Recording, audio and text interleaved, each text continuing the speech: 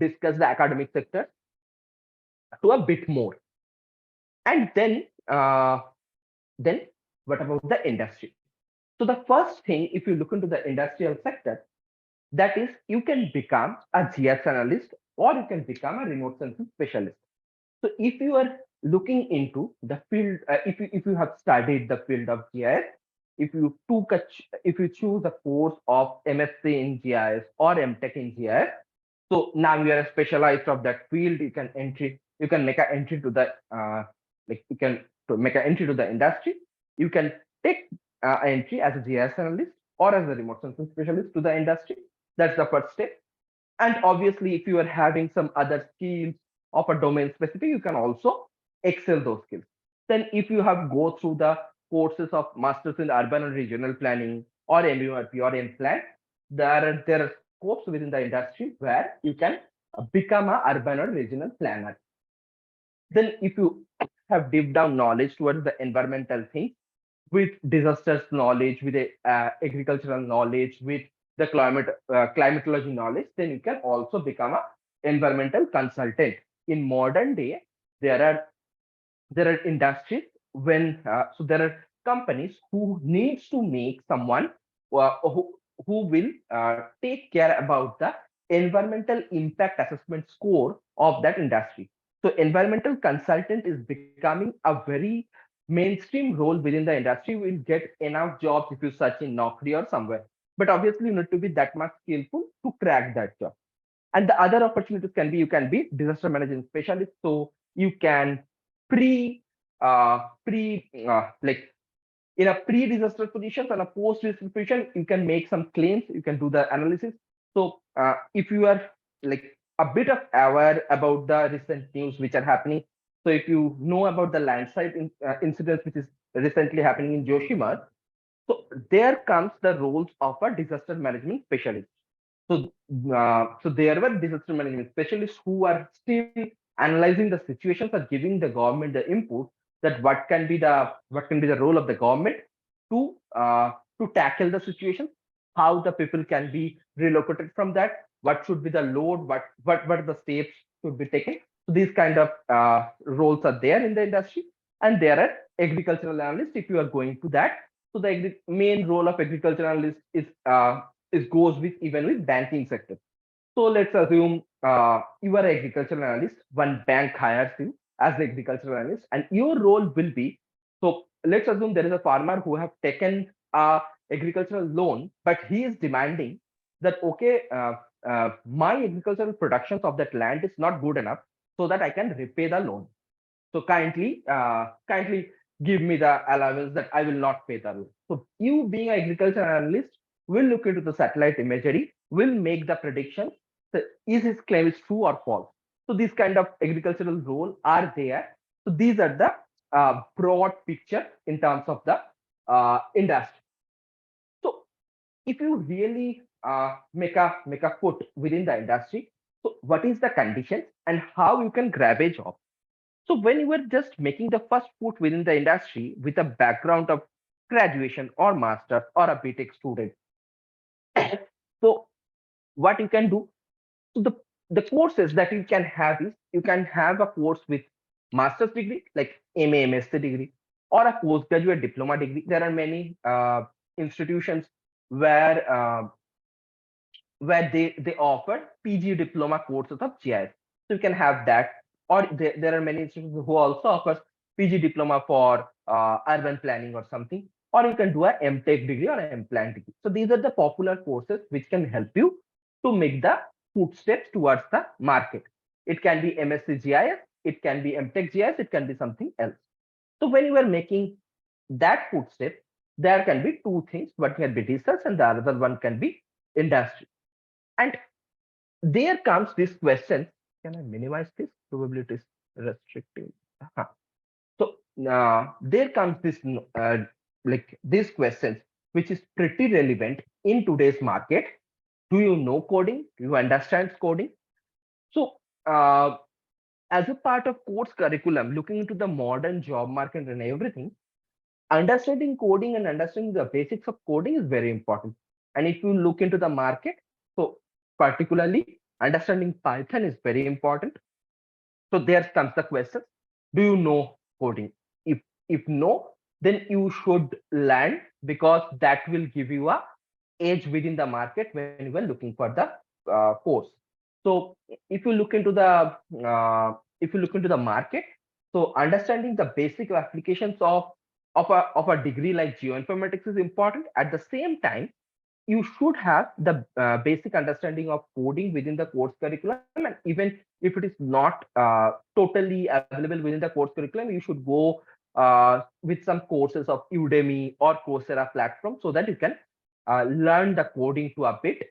So if you don't know coding, you should take a step forward so that you can make the steps for coding. And uh, after learning coding, what can we? So after learning that, you can go for the opportunity directions towards two different sections. One can be you can become a product expert, and the other can be you can become a domain expert. So what exactly are these two terms? So who is the product expert? So from the perspective of GIS, or from the perspective of regional planning, one product expert can be the person who is having very good hold over a software. Let's assume who is, as a GIS person, if you are learning QGIS, ArcGIS, ADAS, so this you will be considered as a product expert if you are really having a good hold to this software. And so in parts of regional planning also, now all the regional planning and maps are being developed in GIS platforms only. So so if you know ArcGIS to a bit, if you know ADAS to a bit, if you know QGIS to a bit, and at the same time, if you know, let's assume AutoCAD to a bit when you are designing something, so then, and you know how to design the whole model within GIS, then you will be considered as a product expert. You can get a job role who can handle the software of that sector. And a domain expert. So a domain expert can be who is having deep down knowledge over one domain. So a domain expert can be an agricultural expert, a domain expert can be an urban expert, or a water expert. Similarly, can be expert who can tackle the disaster situations, who can tackle flood, drought, something like that. Or if you look into the tourism sector, then they can handle the tourism sector, or at the same time they can handle something towards commercial vertical. So then he or she will be considered as a domain expert. So to have a domain expertise, I will recommend all my juniors to go through the basics, go through with the basics of geography.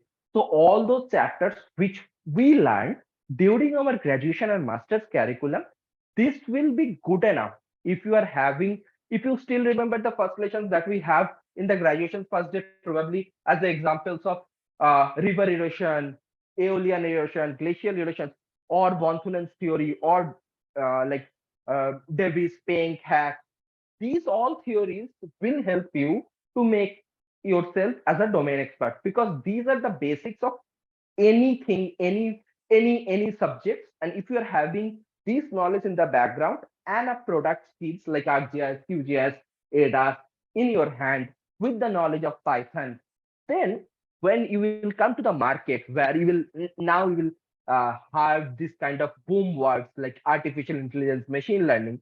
So what is artificial intelligence, machine learning? Machine learning is something where you need to feed some information to the machine so that that machine can learn and understand and can do the repetitive work. So if you are a domain expert, now you know what are the four factors which influence flooding to a region. So if you understand these things, these are the 4, 5, 6 parameters, this influence flooding to a sector, and you feed that parameters to a machine, then that machine using that knowledge can help you to predict the flood susceptibility of all over India. So if you are a domain expert who is having the knowledge of GIS and who also understands Python to a bit so that he can model that whole thing, then he is a lethal weapon in terms of industry. So being a product expert, being a domain expert, you can develop application based out of the idea and develop domain based ideas that will solve the problems of the companies of your clients, so that when you will give the interview to a company, you will be a very good product for them, who will be very valuable, who is having the base knowledge, who is having the software knowledge, and who is having also the coding knowledge. And then with your these kind of skills, if you update your CV that yeah, I know Python, I know basics of machine learning, I know basics of the, and I'm also having the product expert, the domain expertise. So now how you can establish that you are having domain expertise?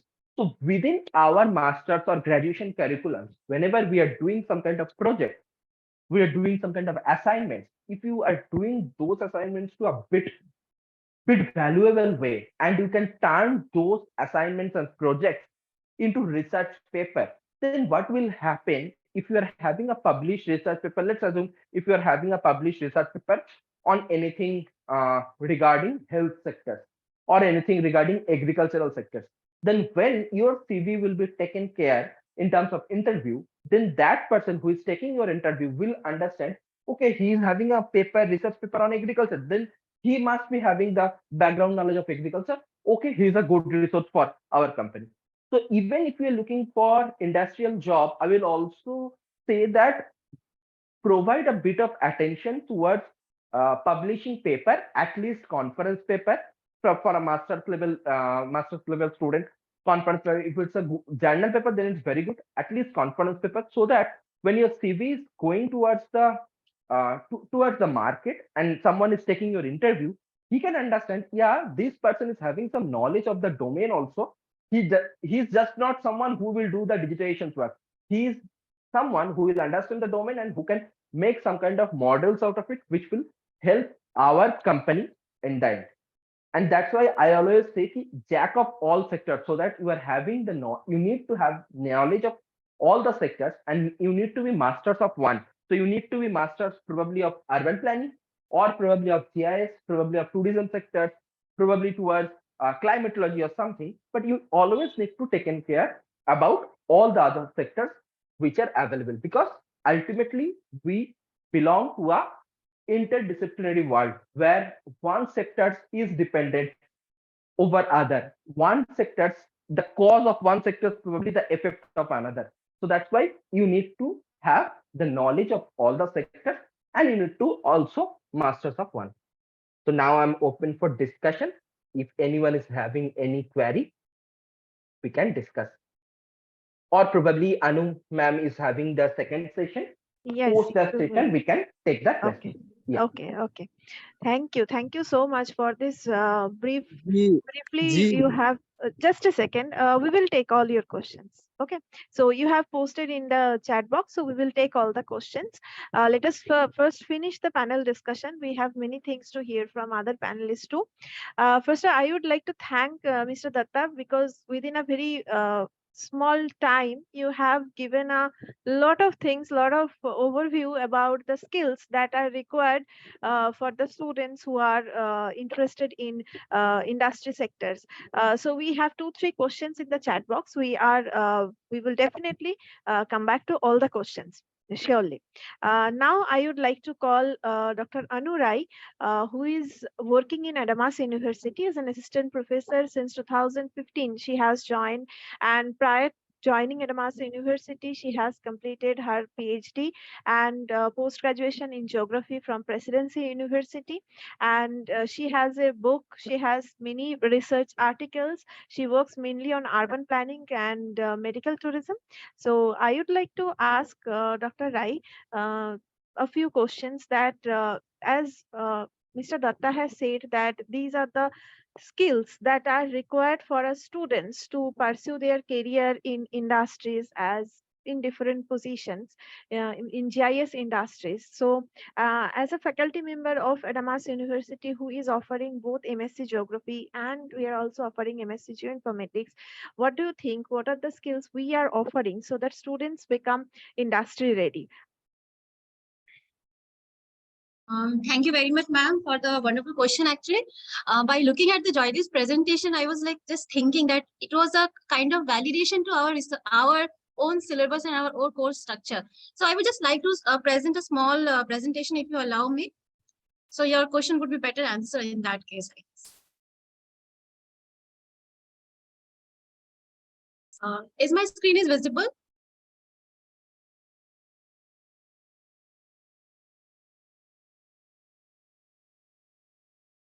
Hello, my screen is visible, hopefully. Yes, yes, it's visible. Thank you.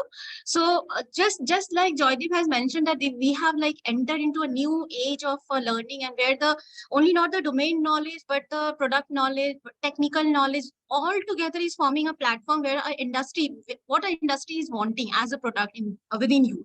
So here the Adamas University, as we are offering 3 major courses in geography, including BSc Geography, MSc in Geography, and MSc in Geoinformatics, I think we have taken a very good attempt in designing our course, which is aligned with the industrial demands, which is aligned with the requirement of the industry, which is like taking care what the currently industry wants as their employer, as the product. Means everyone, we know that in the industry we call a employee as a product. So because we bring revenue to the industry. So planning in that way, I think I would just directly enter into the syllabus. Joydeep has mentioned that we need a coding, we need to learn the coding. It's not only about the advanced software that we have, ArcGIS, we are learning ADAS, we are learning TNTMS, we are learning QGIS. But along with that, the requirement of the coding, specifically the Python and then the artificial intelligence or the machine learning, is very important for today's world. And we are just like proudly to say that in our curriculum, both at the MSc Geography and MSc Geoinformatics, we are able to include all these important aspects in the structure. We have the advanced GIS paper where the students are teaching the geospatial modeling. We have a special paper on the Python. We have the special paper on the artificial intelligence and machine learning. We have a dedicated full paper on the R, where the students are learning R. And not only it's not only for those students who have a background of the coding, but also we are providing a basic knowledge of the C and C++, where the students would be able to learn coding if they are not exposed earlier. With that, we are also teaching them the Java scripting, which is very much required today if you want to handle the global, it's a big data, like you want to work in the Google Earth engine. So in that case, I think the small changes in the curriculum has made our student much more able to join industry at its earlier career. And apart from that, to make them understand means what the exactly going on outside, we also often conduct a lot of survey, because geography is coming from the domain which is a field-based subject. We always believe in the spatial evidences, we collect the evidences. So we are also giving our students a good training on the different type of advanced survey instruments. We are visiting the different places. We are visiting the different labs of the Kolkata or surrounding. And then I think it's making them ready for the industry. Apart from that, we often conduct a lot of master classes, and in this master class, it's not only the persons, good means the renowned persons like the Padma Shri was there, Padma Shri Vikram Chandra Thakur was there. It's not only the renowned persons from the academia only, but also from the industry, from also throughout the globe, from the different type of sectors, including the academic sector, including the geospatial sector, including the marketing sector, medical sector. We are inviting a lot of people to come at our platform and to interact with the students, so that our student can like make themselves available at the global level, not only at the local level, but at the global platform. They can understand, they can see the wider horizon much more clearly. We also like it's also the part of our syllabus that having the D2P, if it is just like Joydeep has mentioned, that the publication is a kind of a evidence, or it's a kind of a token when you are appearing at the front of the interviewers, that yes, this particular guy or is this girl is not only she would be not only the technical stuff, but they are going to also contribute in the domain knowledge. They're also going to contribute in the planning processes as well. So D2P, like dissertation to publication, has become a very crucial part for us, and it is included in our syllabus. It is mandatory for every student to publish a paper, at least one paper out of their dissertation. And we have just n number of lists where our students are constantly publishing in a good journal. It's not only the conference proceeding, means we have a lot of conference proceeding, but apart from the conference proceeding, our students are able, our MSc students are able to produce a good paper in the good impact factor journals of like Springer, of IOP, of Taylor and Francis. So it's like really a proud moment for all of us to understand that yes, the geography means we are moving in the right direction actually. Then it's not only the I think in the next classes, next few webinars, you would be more exposed to the higher studies, is how we are going to conduct the higher studies in abroad and how we are going to help in that. But basically this workshop, I'm just limiting towards the corporate requirement. So of course, with the dissertation, with the publication, you are not only becoming more demandable or more required in the industry, but also you get a lot of opportunities to get the fellowships throughout the globe, because this fellowship is also very important to, if you want to move, if you want to pursue the further higher studies. And there we have seen that these research papers are actually helping a student a lot. Actually, the students who have who had a publication, they are more easily accepted in the global and universities throughout the globe. With that, we are also entering into the industry. Now, in the industry, I think we have here the Joydeep, who is from the pure geography background. He's from S3 now. Not only the S3, but throughout the globe, we have n numbers of organizations who are recruiting geographers today. We have seen, like, we have a few days back, we have a member from the PwC, we have a lecture from the KPMG. So we are constantly, we can see that yes, even some seniors, our seniors, they are working in the CRISIL, they are working in DCS, they are working in DECRA, a very big renowned organizations who are recruiting geographers throughout the globe. Actually, we have a lot of positions open in the industry. Maybe it is environmental consultant, maybe it is scientific officer, might be it is urban planner or GIS marketing manager, or the like the healthcare analyst or the GIS developer. Everywhere, to expose the students more towards this industry requirement, means we need to know now what is actually required in the industry, in what post I'm suitable, which post is going to adopt me. We have mandated our students to have a compulsory internships from 2 months to 4 months. Every batch, including from BSc, we have a BSc students, we have a MSc Geography, we have a MSc Geoinformatics, and they all have to complete the internships of at least 2 to 4 months to pass the curriculum. Actually, it's a mandatory part in their curriculum. It has a 2 credit. So this internship has like a lot of good exposure to our students, and we are really happy that we got the opportunity to collab with a lot of big organizations like the ISRO, like the IMG, like the NATMO, OPSIS, Meghalaya Institute of Natural Resources, and so on, so that we can have a more and more wider exposure to our students throughout the sector. These are some pictures. Just like the students are visiting to the labs, and they have like interacted with the persons, and then they're learning is how the industry is functioning, how the industry is working. And as the placement is becoming a very crucial part today, placement is the most important component. We have not only this curriculum based entirely focusing on the curriculum only, but the university is also having the career development cells where the students are, from the day of one, from the first year of their admission, the students are asked to choose their career. Because many times we have seen that after passing out the masters also, even the students are not sure what they're supposed to do, whether they're doing whether they will go for the higher studies, whether they will go for the industry, whether they will go for the something else. So there was a lot of confusion. So from the first year onwards, we have a platform like the Superset, and we ask the students that what you want, you decide. So after asking, I think after asking 6 months, at least the students are bound to think like what they want to do, and they accordingly, the CDC and the Center for Lifelong Learning, like the Career Developments and the Center for the Lifelong Learning, they give some additional training on the skill enhancement courses. It's not only the the language, the communication, how you're talking, how you're going to appear the interviews. In fact, we are also providing some of the mock interviews from the internal and the external organization, so that finally our students are getting placed, or finally the students are at least getting a good opportunities. And we are also like very happy that our 100% of students are got the placement this last year. And some of the big organizations or some of the geographical organizations like the Marble Geospatial had took our students.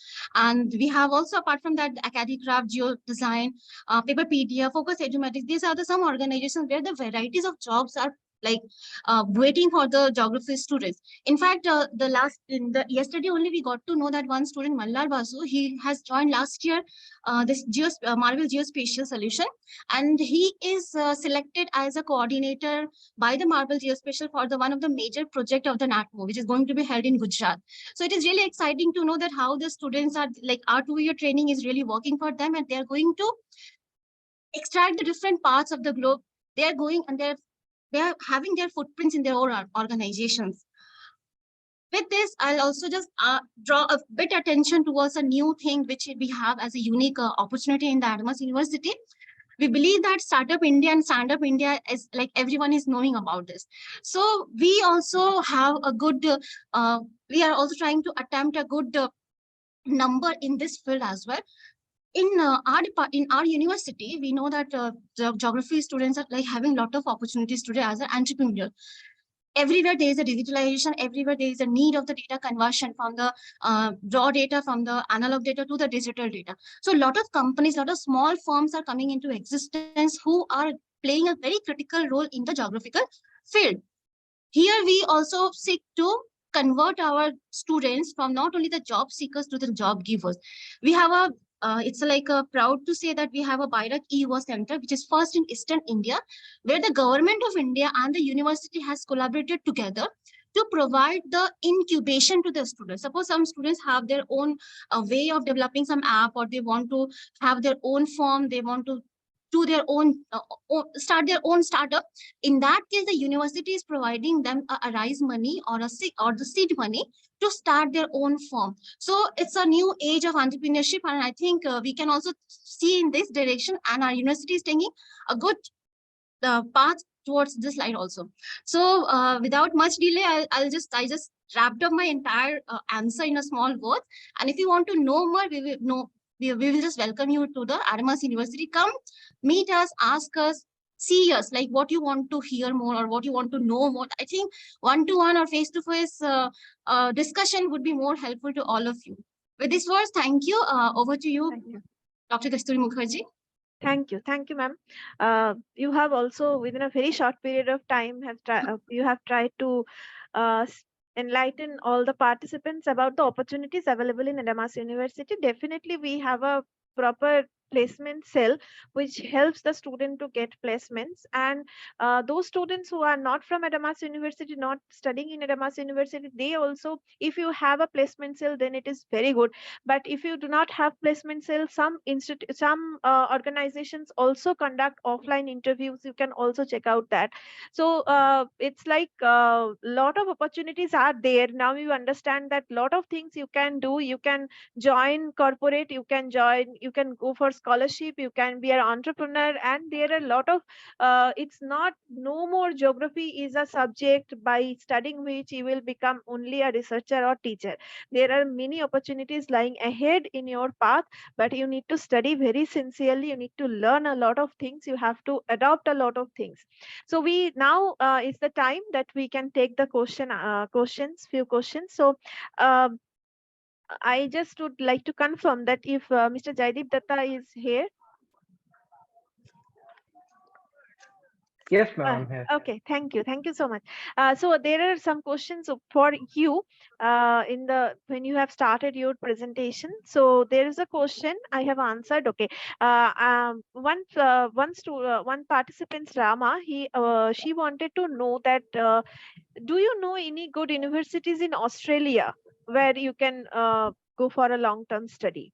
So it's very difficult, I think, to say now. Okay, what is the good university in So, Australia? it will be very difficult to name one because there are Yeah, many universities in Australia. yeah, And if you are really looking for any foreign courses or universities, it's better to go by QS ranking. yeah. It is published in Google, and you can choose from that. Okay, okay. Thank you. And another question from Mohammad Rafiq that I think he has completed MSc Geoinformatics, MSc Geography, MPhil NET in Geography. Now he wants to know what will be the best option for him in future. So to that student, it's like it's my complete advice to you that there is nothing called best option. Let it be very clear. Yeah. You need to figure out where your interest lies and what is the exact career that you are looking for. Because let's assume like you looking into your profile, obviously it is proven that you are looking for academics and everything. So don't just go by ki yaar private mein opportunity hai, so you switch to here. Just think that at the age of 30, 40, 50, you need to have career satisfactions also. So think that and like take decisions wisely. You have cleared these kind of things. You have already cleared net, so that means you are pretty dedicated to that. If you think that you want to make career to that, you can. If you still think that you want to come to industry, My question is, sir, either I go from GIS matlab professional training is or for PhD. that's come. So okay, GIS based professional trainings will be also helpful in your life if you are going for PhD also. Because even in PhD, you need to do the analysis where GIS will help. But it will be solely your decision how you want to shape your career. Acha, if I want to apply for your university, is it possible for PhD in geography in your university? Ma'am, you can take that. In Adamas University. Ji, ma'am. You come again with the question. Ma'am, if I want to apply for this university, am I eligible for this? Yeah, you are eligible. You want to do MSc Geoinformatics. No, I have already completed MSc Geoinformatics. Now I want to pursue PhD in geography. For PhD in PhD. Geography. Yes, you are. What is the So procedure for yeah, for PhD, there's a common procedure. If you have NET, you have said you have NET, so you need to NET. only clear the interview. PhD advertisement, you can get it from our website. Twice in a year, we advertise for the PhD, and how many seats are there, it is also given in the website. So according to that, you can apply. And when you will apply, the rest of the things will be directed to you, that what are the documents and what are the requirements. Then you will be called for the interview. If you pass the interview, then you will be admitted. So it's a very transparent, clear process. I think Adamas University is private university. Adamas University is a private university.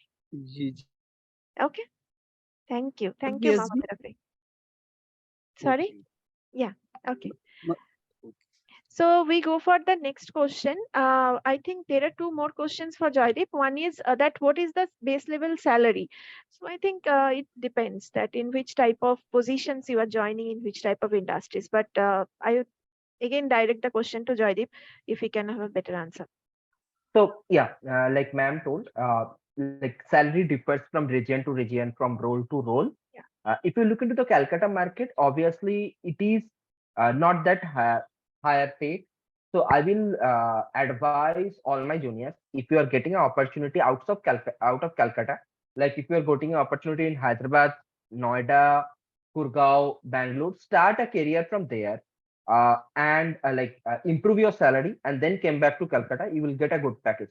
And don't just hesitate and stick to that, ma'am, mujhe Calcutta mein hi job chahiye. This shouldn't be an approach. If you are getting a job outside, you should go. There are many options you will get, you will learn, and then you can come back. And for job opportunities in the package, you can have a better. So, ma'am can give you an idea, probably one to one or something about the last year's placements of Adamas. Yeah. And if you want to have a generic idea about the placement, then you search there to any job portal like Naukri, Indeed. You will have an idea that what is the average package that a fresher is getting. Okay, so we have very interesting question, and again for you that how we can enter into defense or intelligence sectors having a GIS background. Is this possible? Yeah, it is possible. So it is possible to two, three way. One is still our defense sectors is not exactly open completely to private. Like it is not like a one private organization is directly working with Ministry of Defense and giving them the solutions. No, this doesn't happen still yet.